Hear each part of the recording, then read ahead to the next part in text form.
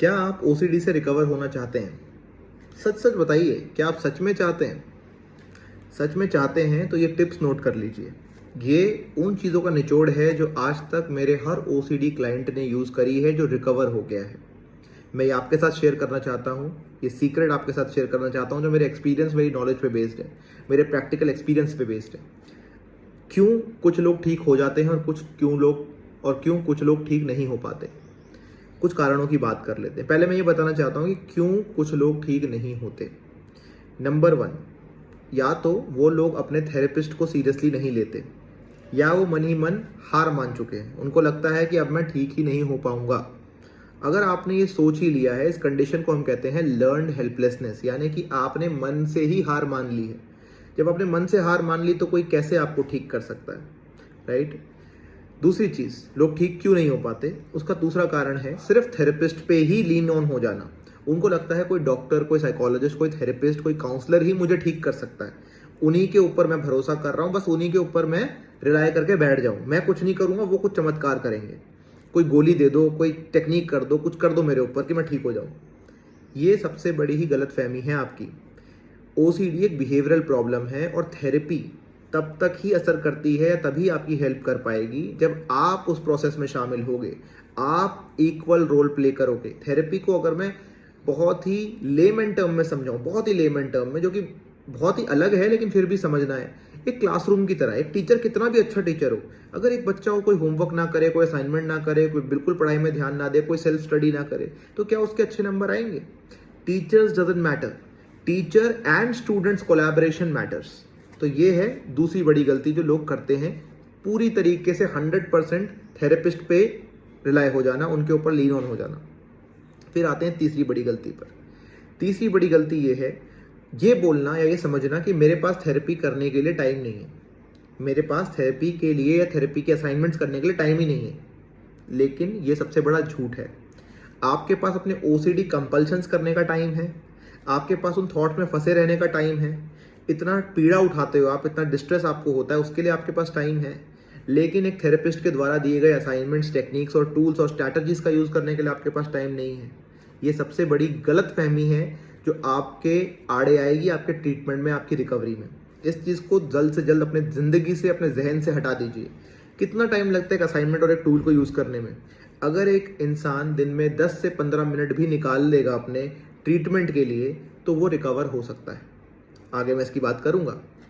फिर एक चीज़ आती है, जो लोग ट्रीट नहीं हो पाते उनकी एक और गलती। एक गलती ये है कि वो थेरेपी जाते ही नहीं है या ट्रीटमेंट को डिसकंटिन्यू कर देते हैं। क्यों? वो वेट करते, पता नहीं किस चीज़ का। उनको लगता है कि ओसीडी एक थॉट तो है ही, वो किसी दिन अपने आप गायब हो जाएगा। आई don't know what, and this makes me sad. ये मेरा सबसे इंपॉर्टेंट पहलू है जो मैं नोटिस करता हूँ लोगों में। वो वेट करते हैं किसी चीज़ का, कोई चमत्कार, कोई miracle, something different. I don't know what the people wait for, कि एक दिन वो ठीक हो जाएंगे, उनका थॉट आना बंद हो जाएगा। ऐसा कभी भी नहीं होने वाला आपके साथ magically. OCD, obsessive compulsive disorder, यानी कि बीमारी, एक तरीके की बीमारी, एक तरीके के ब्रेन की केमिकल और आपके व्यवहार की दिक्कत जो अटक गई है। अगर ये नॉर्मल थॉट्स होते या एक नॉर्मल विचार या नेगेटिव थिंकिंग की बीमारी होती तो कोई भी इंसान बाहर निकल जाता। लोग निकलते ही हैं, हर इंसान को नेगेटिव थॉट्स आते हैं, या उदासी होती है, या परेशानी होती है, चिंता होती है, पर वो बाहर आ जाते हैं हफ्ते, 2 दिन, 3 दिन में, राइट? कभी कभी 1 दिन या 1-2 घंटे में ही बाहर आ जाते हैं। लेकिन आप तो नहीं आ पा रहे, आप एक डिसऑर्डर के अंदर हो। गॉड फॉरबिड, एक एग्जाम्पल देता हूँ आपको कि मान लो आपके हाथ में फ्रैक्चर हो जाए, तो क्या आप उस फ्रैक्चर्ड हाथ को लेकर बैठे रहोगे कि एक दिन ये अपने आप ठीक हो जाएगा, एक दिन मैं उठूंगा, ये अपने आप जुड़ जाएगा, I am waiting for it to get heal? नहीं ना। या आप गूगल पे जाते हो उसके लिए? नहीं। आप जाते हो डॉक्टर के पास, आप वेट थोड़ी करोगे। वेट करना तो बेवकूफ़ी। आप क्या बोलोगे किसी को जिसके हाथ में फ्रैक्चर है कि आप वेट करते रहो, वेट करो कि कब ठीक होगा? नहीं ना। कुछ चीज़ों का इलाज बहुत इंपॉर्टेंट होता है, और ओसीडी का इलाज ही आपके लिए एक रिकवरी का रास्ता खोल पाएगा। उसके अलावा कुछ भी नहीं। कोई मैजिक नहीं, कोई कंपल्शन नहीं, कोई एक्शन आपकी मदद नहीं करेगा सिवाय थेरेपी के टूल्स एंड टेक्निक्स के, क्योंकि वो एविडेंस बेस्ड है। वो आपके लिए कोई थेरेपिस्ट ने अपने घर पे डेवलप नहीं करे। जो हम लोग आपको टूल्स, टेक्निक, स्ट्रैटेजी बताते हैं वो सदियों सदियों की रिसर्चेस से मिलकर बनी है, ठीक है? तो आप इस पे भरोसा करें, ये आपको गलतियां नहीं करनी। ये लोग, जिन लोगों ने ये गलतियां करी है, उन लोगों का रिकवरी का टाइम बहुत लंबा रहा है। उन लोगों की रिकवरी हुई नहीं है, सिर्फ पार्शियल रिकवरी हुई है, और फिर वो बैक टू रिलैप्स हो जाते हैं। अब मैं बात करना चाहता हूं कि क्या चीज़ें लोग करते हैं, सेकंड पॉपुलेशन जो ठीक हो जाते हैं लोग, वो लोग क्या करते हैं और क्यों ठीक होते हैं, उनके क्या एलिमेंट्स हैं, उनकी क्या क्वालिटीज़ हैं ठीक होने वाले लोगों की। तो पहली क्वालिटी, वो अपने ट्रीटमेंट में उतना ही प्रोएक्टिव रहते हैं, उतना ही सहयोग करते हैं, उतना ही कोलैबोरेट करते हैं थेरेपिस्ट और डॉक्टर्स के साथ जितना एक डॉक्टर अपना ज्ञान देना चाहता है, उतना ही वो ज्ञान लेना चाहते हैं, वो उतने ही एक्टिव रहते हैं, वो उतनी ही उत्सुकता दिखाते हैं अपने ट्रीटमेंट के अंदर। नंबर 2, वो सिर्फ एक थेरेपी या एक सेशन को सुन के बाहर निकल के भूल नहीं जाते, वो एक डायरी मेंटेन करते हैं, वो एक जर्नल मेंटेन करते हैं, चाहे वो डिजिटल हो चाहे हैंड रिटन हो, वो जर्नल मेंटेन करते हैं, रिफ्लेक्शन लिखते हैं कि मैंने आज ये पॉइंटर सीखे, वो उसको रिवाइज भी करते हैं।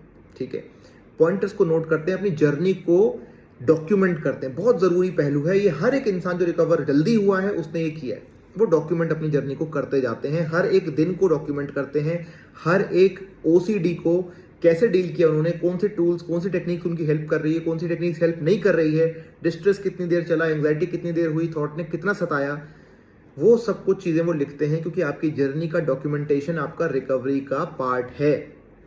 सो documenting, journaling, writing it down is the second element of people who recover faster. Number 3, third element, वो होमवर्क्स को लेकर बहुत ज़्यादा प्रोएक्टिव रहते हैं। जो भी थेरेपिस्ट ने उनको चीज़ें बताई हैं करने के लिए, स्ट्रैटेजी सिखाई हैं, टूल्स सिखाए हैं, वो उसको बहुत ही मन से निकाल के टाइम करते हैं। ठीक है, वो उसको करेंगे, लिखेंगे, हैंड रिटन बनाएंगे ज़्यादातर, और वो थेरेपिस्ट को दिखाएंगे, वो शेयर करेंगे, वो भागेंगे नहीं इस चीज़ से कि मैंने करा नहीं, थेरेपिस्ट को नहीं बता रहा, मैं बात ही नहीं छेड़ूंगा इस बारे में, let me just sneak out. ऐसा नहीं होता। आप इस थेरेपी में कोई पास या फेल होने नहीं आए हो, अगर आप नहीं कर पा रहे हो तो वो भी अपने थेरेपिस्ट को बताओ, शेयर करो, और जो करा है होमवर्क जो आप कर रहे हो उसको उत्सुकता के साथ दिखाओ। जैसे एक बच्चा एक ड्राइंग बना के जाता है ना अपने टीचर्स या पेरेंट्स के पास कि देखो मैंने कर लिया, मैंने बना लिया है, वैसे ही आपको अपने असाइनमेंट्स, अपने वर्कशीट्स, अपने सीबीटी, ईआरपी के जो चीज़ें हैं या जो भी थेरेपी आपके साथ हो रही है उसके वर्कशीट्स को आप अपने थेरेपिस्ट को दिखाओ, अपने डॉक्टर के साथ शेयर करो। अब इसी से आते हैं नेक्स्ट पॉइंट पर, वो है टाइम। टाइम निकालना। कोई भी चीज़ दुनिया में आपको सीखनी हो, किसी भी चीज़ में एक्सपर्टीज करनी हो, या किसी चीज़ का आप एक अच्छा रिजल्ट चाहते हैं, चाहे वो आपका वर्कआउट हो, आपकी बॉडी में वेट गेन, वेट लॉस करना हो, अच्छी डाइट करना हो, अपनी जॉब में अच्छा करना हो, अपनी एजुकेशन में आगे बढ़ना हो, किसी भी चीज़ में आपको अगर उस चीज़ में अच्छा होना है, एक अच्छा रिजल्ट देखना है, तो you have to dedicate a time. अब देखिए हर चीज़ का एक टाइम है, स्कूल जाने का टाइम है, सोने का टाइम होता है, ऑफिस का एक टाइमिंग होता है, पार्टीज का टाइमिंग होता है, हर चीज़ का एक टाइम क्यों निर्धारित है। टाइम आपको बहुत ज़्यादा फोकस्ड बनाता है, कंसंट्रेटेड बनाता है।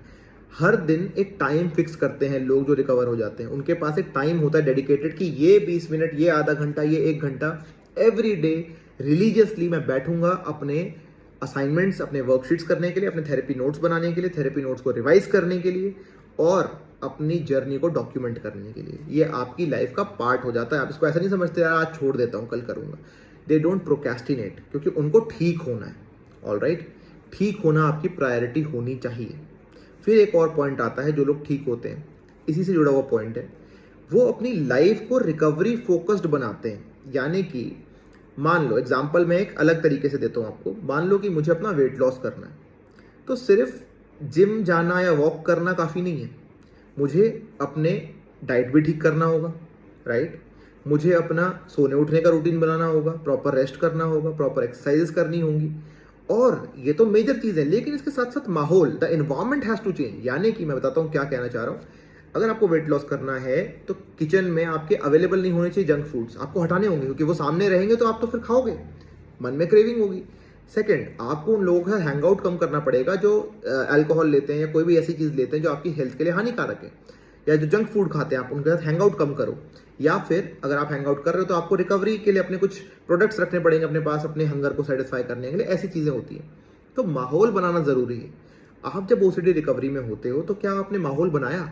क्या आपने 1-2 लोगों को अकाउंटेबिलिटी देके बताया कि मतलब मैं ओसीडी रिकवर हो रहा हूँ और मैंने आज ये किया, मैं ये कर रहा हूँ? क्या आप उसके लिए उत्सुक रहते हो उस चीज़ को सीखने के लिए? क्या आपने अपने फ़ोन के वॉलपेपर्स बनाए हैं ओसीडी के बारे में? क्या आपने अपने फ़ोन में फ़ोटोज़ सेव करी हैं असाइनमेंट्स की? क्या एक अलग फ़ोल्डर बनाया आपने ओसीडी के बारे में? क्या आप लिखते हो उस चीज़ को? क्या माहौल है? माहौल क्या है?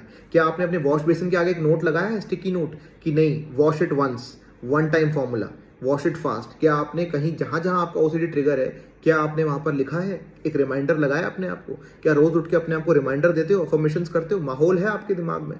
प्राथमिकता, प्रायोरिटी बनानी है, सिचुएशन की प्रायोरिटी। एक स्टूडेंट को हम क्यों कहते हैं आप पढ़ाई में ध्यान दो, आप यहाँ मत, वो मत करो, ये मत करो, ज़्यादा इधर उधर ध्यान मत दो? क्योंकि भाई फोकस हिल जाता है। आप जिस चीज़ में फोकस नहीं करोगे वो अधूरा रिजल्ट ही देगा आपको। फोकस रहने के लिए माहौल, इन्वायरमेंट को चेंज करो। इन्वायरमेंट होना चाहिए रिकवरी फोकस इन्वायरमेंट, ठीक है? इस तरीके से आप आगे बढ़ोगे।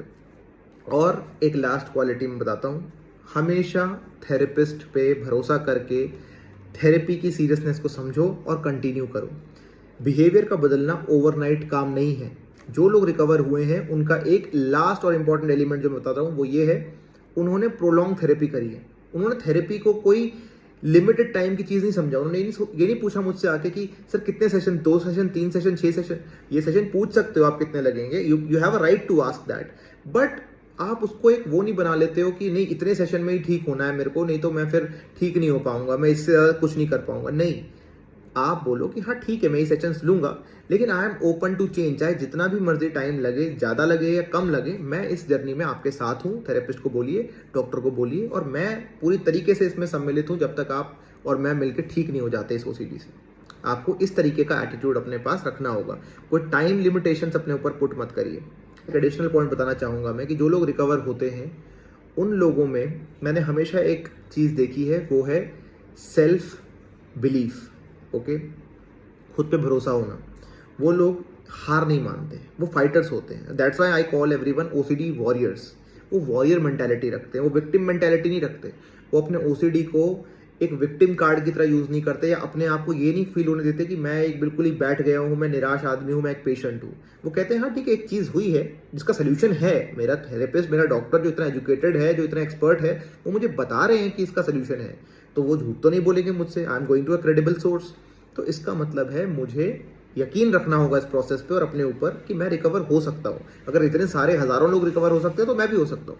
रिकवरी ओरिएंटेड माइंडसेट, एक वॉरियर माइंडसेट रखिए, आगे बढ़ते जाने का माइंडसेट रखिए, क्योंकि राइट स्टेप्स लेने का मतलब है going towards recovery. So all the best to everyone. And ये वीडियो मैंने अपने एक्सपीरियंस, अपने सब्जेक्टिव व्यूज़, अपने ओसीडी क्लाइंट्स के पूरे एक्सपीरियंसेस पर, अपनी रिसर्च के ऊपर, जो मैंने पर्सनली देखा है, एक्सपीरियंस किया है, लोगों को ट्रीट किया है, उसके ऊपर बनाई है। I hope this will be helpful for you. अगर अच्छी लगी तो इसको लाइक करें, शेयर करें और चैनल को सब्सक्राइब करें for all kind of expert suggestions on mental health.